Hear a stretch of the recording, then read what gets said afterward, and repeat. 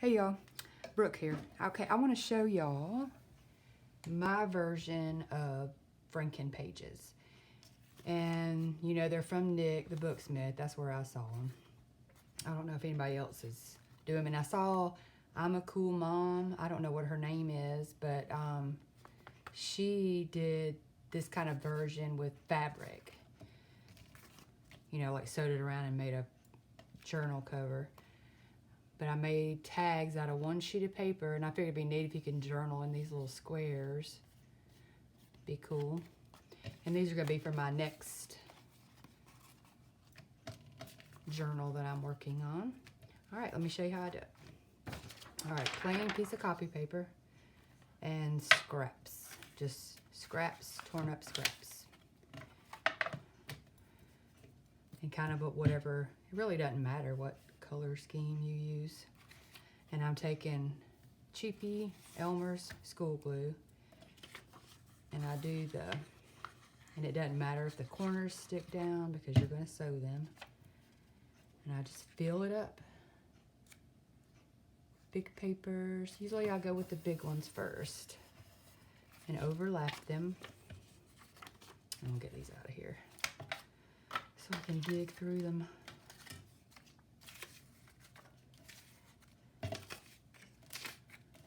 And some of these looks like I was going to make into pockets, but whatever. I'm not now. I'm going to make them into Frankenpages. Yeah, I guess so. I'll overlap it a little bit. All right, and this one that was going to be a pocket.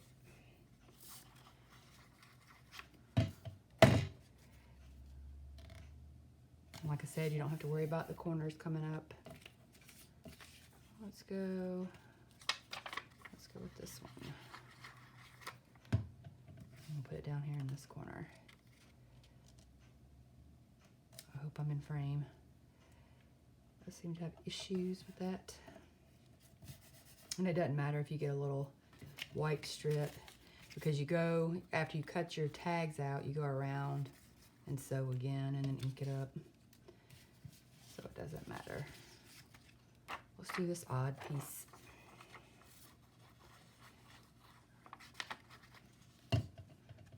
Put it down here.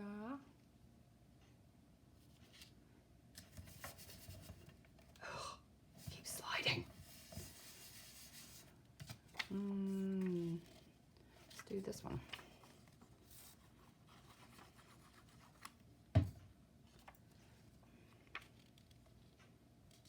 And it doesn't matter if it's up or down, and actually it's better if you flip this piece. And it doesn't matter if you have a ripped edge. Just stick them on there. Let's go with, I'm gonna wait on pieces like these. Let's put this one there. Like the skinnier ones, I like to.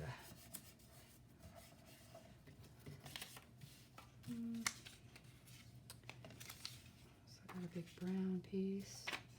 That'll work.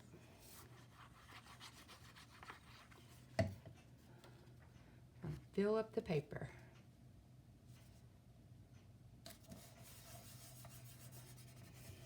And I saw Artie Mays do something that I'm going to do next, is kind of like gesso it, but I'm not going to use gesso because I do not like gesso. Seeing what this says. Make sure it's nothing vulgar. I don't like the way gesso feels. That grit. I can't stand it. So I'm just going to water down some white craft paint. Let's see, what do we got in here? Any more polka dots? Got that, got that. Let's put this piece right there.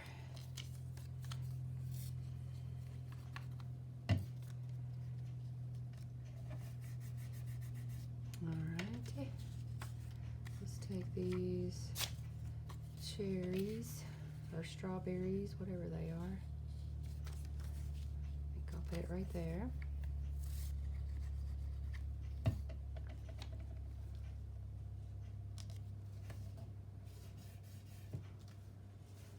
Let's see what else I got over here. Here's some pretty little flowers. Let's put it right here.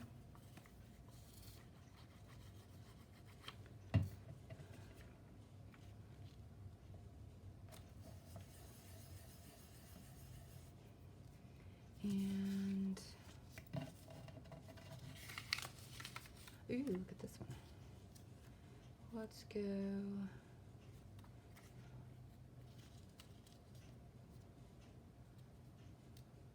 Let me turn it. I'll put it right up there in that corner. Let's go like this.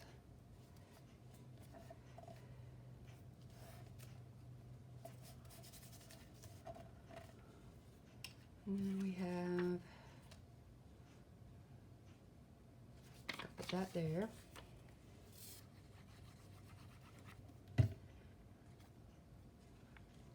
Yeah, no sense wasting your Fabri-Tac or art glitter glue, whatever, on this project.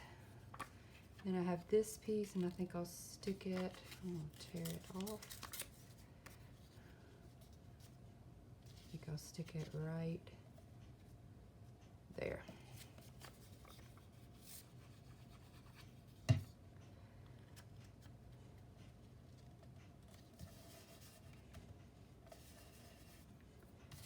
All right, let's see if there's any others that I want to add. I'll turn it this way. Nope, I think that's good. All right, clean this up, put it in my nasty bucket. I do not know what was in this originally. All right, now I'm going to give it a whitewash. Close my glue up. Oh, stupid glue. Okay. And I have a glass mat, so I'm just going to put some out and some water. And then just whitewash it all up.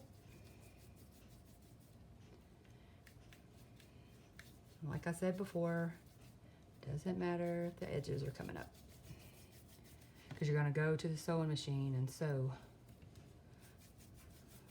around whatever blocks you want to. Need some more paint. And this is just cheap Craft Smart from Michael's. We have a Michael's, a Hobby Lobby, and a Joann's. And our Joann's is small. It doesn't even have maybe 10 things by Tim Holtz. Cup of that. And when I sew it, I really don't want it that far up. I go around the perimeter first. And then just pick spots, and I'll let my needle up, but I don't cut the thread, and I just move across the paper.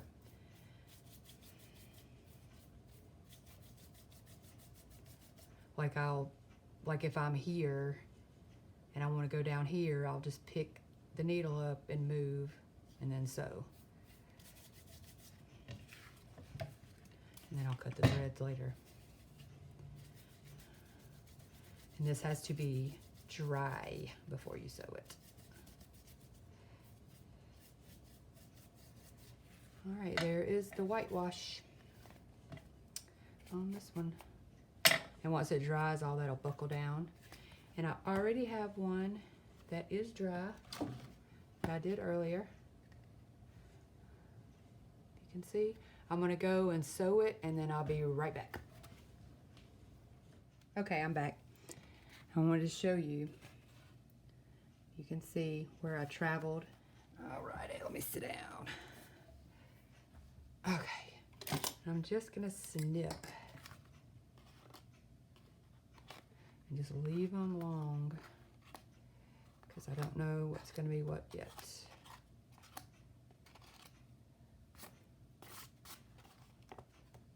Okay. All right, I'm gonna flip it over. And I got 3 tags last time this way and 2 that way. And I could do 1, 2, 3 of those, and then only 1. Yeah, let's do it this way. All right, I have this template. I don't know where. It might be off the internet or something. I'm just gonna trace it.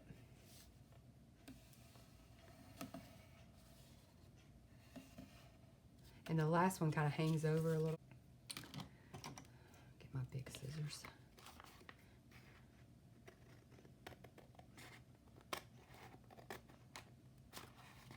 And you can see the traveling threads back here as well. I didn't trace the bottom of that one. Oh well. I'll just go straight as I can. All right.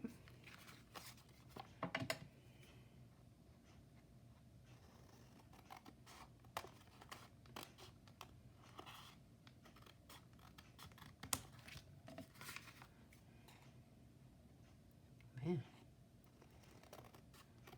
Had a shake and fit right there. And then just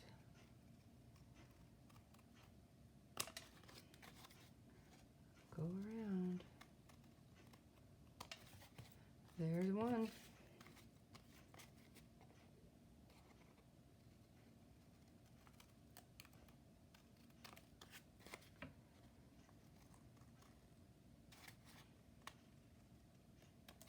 There's 2.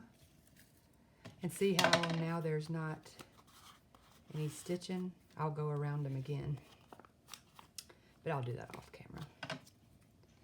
I'll show you the finished ones again.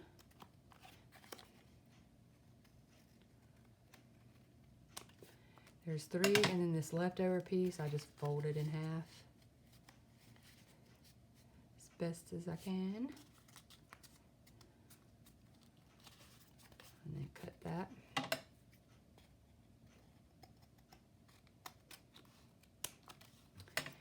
And then these ends right here, I'll use my corner rounder. Grab it. Okay. I'm gonna do it on the 1/2 inch side. I need to clean this thing out.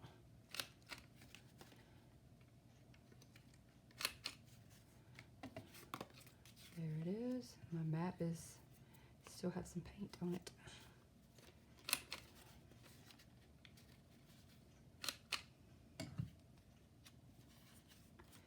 From a full 8.5 by 11 piece of paper and scraps and a whitewash. That's all you have left over. You get these. I think they're beautiful. And then I just put the little sticker punch, put it on the other side, and then ink it up. They turn out so cute. And then when I actually use them for my project, I'll probably put some stamps, you know, decorate them. I may scan these and put them on my Etsy store. I may do that. That way you can just print them off or make some yourself. Thanks for watching.